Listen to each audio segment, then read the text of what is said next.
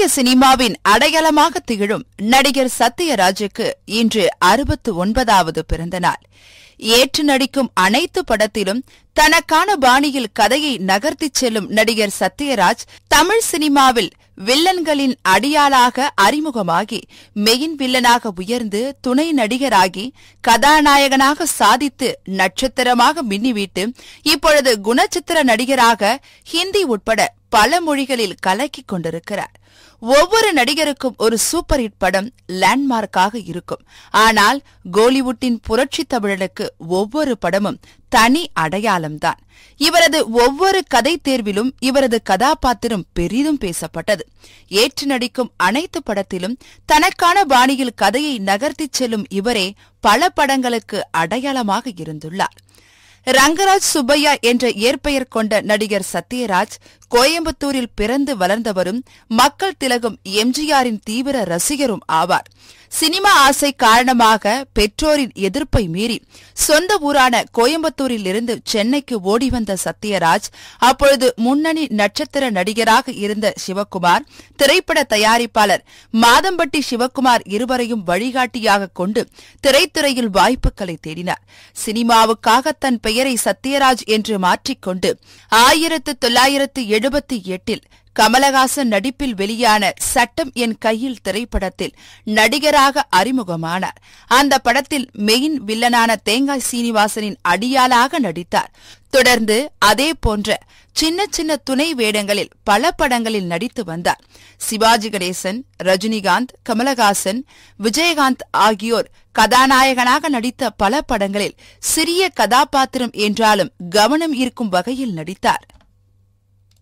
Mister, குற்றத்தை ஒத்துக்கிட்டா கொலைகாரனுக்கு தண்டனை கம்மி. ஆனா கொலை செய்ய தூண்டனுக்கு என்ன தண்டனை தான் உங்களுக்கு நல்லா தெரியுமே. சத்யராஜின் நண்பரும் பாரதி ராஜாவிடம் உதவி இயக்குநராக பணியாற்றியவருமான மணிவண்ணன் சத்யராஜின் கல்லூரி நண்பர் ஆவார். இவர் இயக்கி 1984 வெளியான ஜனவரி 1 என்னும் திரைப்படத்தில் முதல் முறையாக ஒரு முக்கியமான துணை கதாபாத்திரத்தில் நடித்தார் சத்யராஜ்.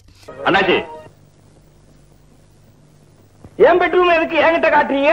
ஐயோ, உங்க பெட்ரூம் 1985 கார்த்திக் ரகுநாதன் இயக்கிய சாவி திரைப்படத்தில் முதல் முறையாக கதாநாயகனாக அன்றைய முன்னணி நடிகை சரிதாவுக்கு ஜோடியாக நடித்தார் சத்யராஜ்.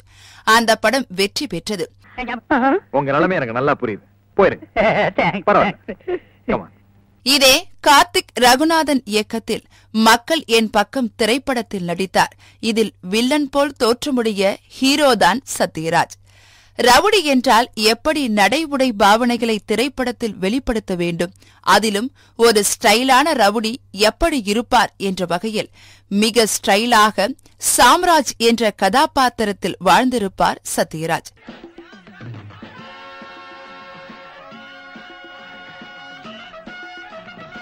தொடர்ந்து 100வது நாள், 24 மணி நேரம் படங்களில் மெயின் வில்லனாக, அதுவும் கிட்டத்தட்ட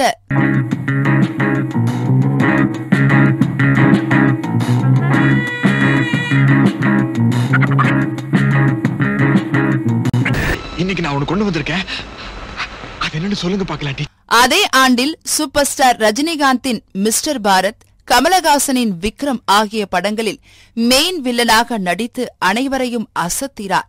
மிஸ்டர் பாரத் படத்தில் ரஜினியின் தந்தையாக நடித்திருந்தாலும் முதுமையான வேடத்திலும் ஸ்டைலையும் தனித்துவத்தையும் காட்ட முடியும் என்று நிரூபித்தார். குமரேச கவுண்டரா என் முன்னாடி வேஷம் போட்ட எதிரி பாரத்துக்கு ஆகஸ்ட் 31 தான் கடைசி நாளுங்கனோ. வில்லனாக நடித்த பொழுது தனக்கென ஒரு ஸ்டைல், கெத்து மற்றும் தனித்துவத்தை தக்க வைத்திருந்தார். காக்கி சட்டை படத்தில் தகடு தகடு, மிஸ்டர் பாரத் படத்தில் என்னம்மா கண்ணு, பாரதியா யார் நீங்க, என்னம்மா கண்ணு சௌக்கியமா. சத்யராஜின் நடிப்பை பார்த்து வியந்து தான் நடிக்காமல் சத்யராஜை நடிக்க வைத்து தனது கம்பெனியான ராஜ்கமல் பிலிம்ஸ் சார்பாக தனது ஆஸ்தான இயக்குநரையே இயக்க வைத்து கடமை கண்ணியம் கட்டுப்பாடு என்ற அற்புதமான திரைப்படத்தை தயாரித்தவர் கமலஹாசன். குறிப்பாக பூவிழி வாசலிலே தலைமுறைகள் கடந்து ரசிக்கப்படும் தரமான படைப்பாக விளங்குகிறது. யாருக்கு? உங்க அப்பனுக்கு? உங்க அப்பனுக்கு வேதனை, அதுக்கு நான் என்ன பண்ணிட்டு? நான் உங்க சொத்துல பங்கா கேட்டேன். 5 வருஷமா பெத்த பொண்ண கண்ணாடி கூட பார்க்காம இருந்தாருல, இப்ப மட்டும் திடீர்னு பேர குழந்தை மேல பாச பொத்துக்கிட்டு வருது. ரோட்ல குழந்தை அனாதை கிடந்தல, அப்ப வீட்டுல எல்லாரும் பட்னியா கிடந்தீங்க. இப்ப மட்டும் புதுசா வருது வேதனை. தனி நாயகனாக நடித்து வந்தபோது சிவாஜி கணேசனுடன் ஜல்லிக்கட்டு, பிரபுவுடன் சின்ன தம்பி பெரிய தம்பி, கலைஞர் மு. கருணாநிதி கதைவசனம் எழுதிய பாலைவன ரோஜாக்கள் உள்ளிட்ட படங்களில் 2 நாயகர்களில் ஒருவராக நடித்தார் சத்யராஜ். சார், மரணங்கிறது தண்டனை இல்ல சார், அது வாழ்க்கையில் நடக்கிற ஒரு சம்பவம். பாரதி ராஜா இயக்கிய வேதம் புதிது படத்தில் பகுத்தறிவு கொள்கைகள் கொண்ட நடுத்தர வயது மனிதராக வெகு சிறப்பாக நடித்திருந்தார். என்ன சாஸ்திரி, உங்க பையன் நம்ம வீட்டுக்கு வரப்படாதோ? ஆச்சாரம் தடுக்குதோ? அதெல்லாம் ஒண்ணும் இல்ல. அதான பார்த்தேன். பூவுக்கும் குழந்தைக்கு ஜாதி கிடையாதுங்கிற. எந்த பூவையும் நுகரலாம், எந்த குழந்தையும் கொஞ்சலாம். என்ன ராசா, வீட்டுக்கு வா. உங்க அப்பாரு மாதிரி நானும் மந்திரமெல்லாம் சொல்லித்தரேன். உங்களுக்கும் மந்திரம்லாம் தெரியுமா? அப்பாரு கோச்சுக்குவாரு, இருந்தாலும் சொல்றேன். அன்பே சிவமென்றால் அவன் கையிலேன் சூலாயுதம். தனக்கென்று தனித்துவமான ஸ்டைலை கொண்டிருப்பவர் சத்யராஜ். இதனால்தான் ரஜினி, கமல், விஜயகாந்த் போன்ற கடும் ஆளுமைகளுக்கு இடையே தனது படைப்புகளை வெற்றிகரமாக ஓட வைத்தார். 90களில் பி. வாசு இயக்கிய நடிகன் படத்தில் நகைச்சுவையில் பட்டையை கிளப்பியிருந்தார் சத்யராஜ். மிக பெரிய வெற்றி பெற்ற அந்த படம் சத்யராஜின் அடுத்த 10 ஆண்டு வெற்றி பயணத்திற்கான தொடக்கமுமாக அமைந்தது. எங்க சித்தப்பாதான் இங்க வேலை பாக்குறாரு, அதனால இங்க தங்கி இருக்காரு. நீங்களும் அவரோட தங்கிட்டு ஓசில பாத்தி கட்டி திங்கிறீங்களே, அது தப்புதானே? வேலை கிடைச்சிடுச்சு, பிரம்மா, ஏர்போர்ட், புதுமனிதன், ரிக்ஷா மாமா, வால்டர் வெற்றிவேல், தாய்மாமன் என 90களின் தொடக்க ஆண்டில் சத்யராஜ் நாயகனாக நடித்த பல படங்கள் மிகப்பெரிய வெற்றி பெற்றன. அவர் விமானியாக நடித்திருந்த ஏர்போர்ட் அந்த காலகட்டத்தின் மிக வித்தியாசமான படம் என்று விமர்சகர்களால் பாராட்டப்பட்டது. உன்ன மாதிரி ஒரு அயோக்கிய எனக்கு துரோகம் பண்ணா 83 கோடி இந்தியர்களுக்கு நல்லது பண்ணது அர்த்தம். இங்க வரதுக்கு முன்னாடியே உன்னை பத்திர ஒரிஜினல் சிபிஐ ரிப்போர்ட்ஸ் ஜனாதிபதி கிட்ட கொடுத்துட்டு தான் வந்திருக்கோம். சாதிகளை உண்டாயிருமா மணியா, சாதியாவும் மதமாவும் நம்ம சனங்க பிரிஞ்சு கிடக்கிற வரைக்கும் நம்மள மாதிரி அரசியல்வாதியை குதிரை ஏறிட்டே இருக்க வேண்டியதுதான். 90களின் பிற்பகுதியில் பி. வாசி இயக்கிய மலபார் போலீஸ், சுந்தர்சி இயக்கிய அழகர் சாமி ஆகிய வெற்றி படங்களில் நடித்தார் சத்யராஜ். போலீஸ்னு பறஞ்சால் அது Malabar police. You are the real murderer, no doubt. என்ன சைஸ்.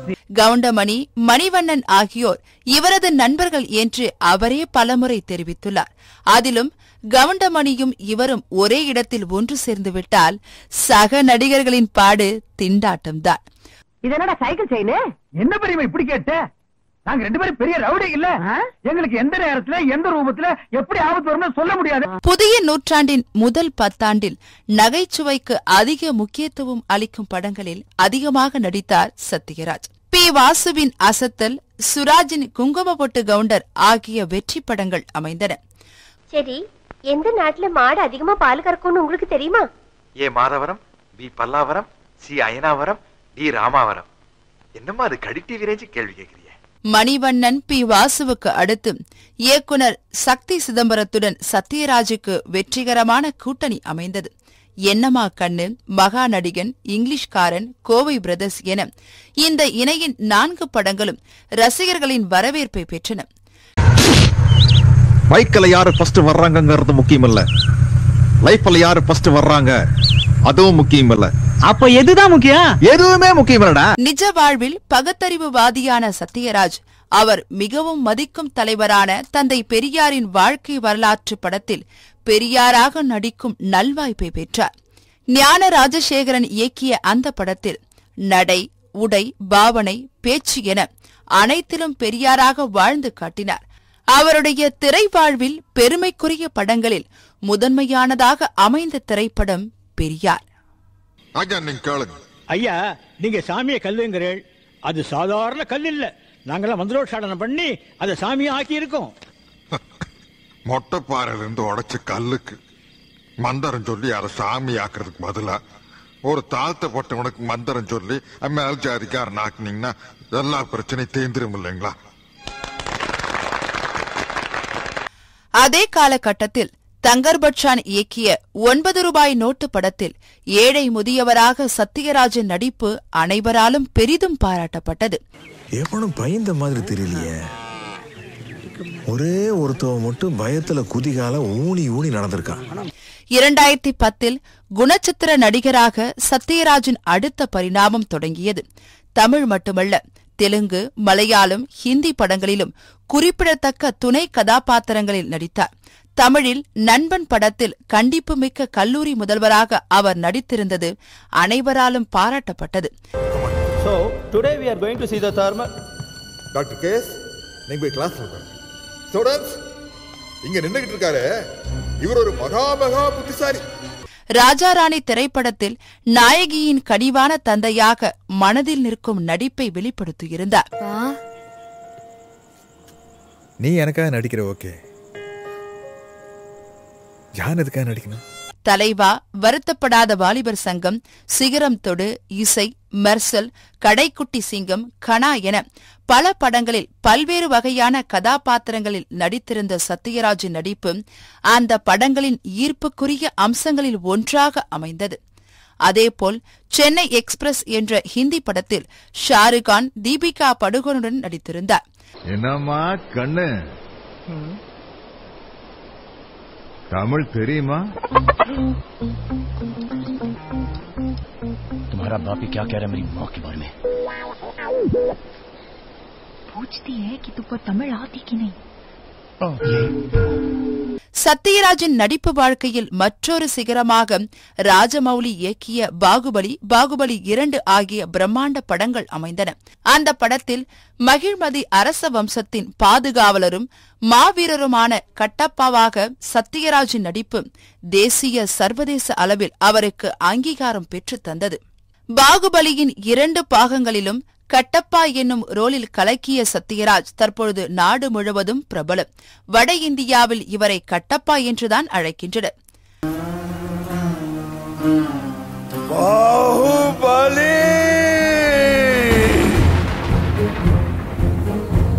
நடிகராக பல கட்டங்களை கடந்து அனைத்திலும் முத்திரை பதித்து தனது வெற்றி பயணத்தை தொடர்ந்து கொண்டிருக்கும் சத்யராஜ் எல்லா வகையான கதாபாத்திரங்களிலும் நடித்திருக்கிறார்.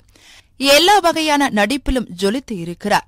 இமேஜ் வட்டத்திற்குள் சிக்கிக் கொள்ளாமல் நல்ல கதைகள் பலவற்றை தேர்ந்தெடுத்து நடித்திருக்கிறார். பகட்டி, நக்கல் ஆகியவற்றை உள்ளடக்கிய நகைச்சுவையை தமிழ் சினிமாவில் பிரபலப்படுத்தியவர் என்று சத்யராஜை சொல்லலாம். கவுண்டமணி, வடிவேல் ஆகியோருடன் இணைந்து பல படங்களில் விலாநோக சிரிக்க வைத்திருக்கிறார் சத்யராஜ். ஒரு நடிகராக மட்டுமல்ல, தனி மனிதராகவும் எப்பொழுதும் கலகலப்பானவராகவும் தலைகணம் இல்லாதவராகவும் அறியப்படுகிறார் சத்யராஜ்.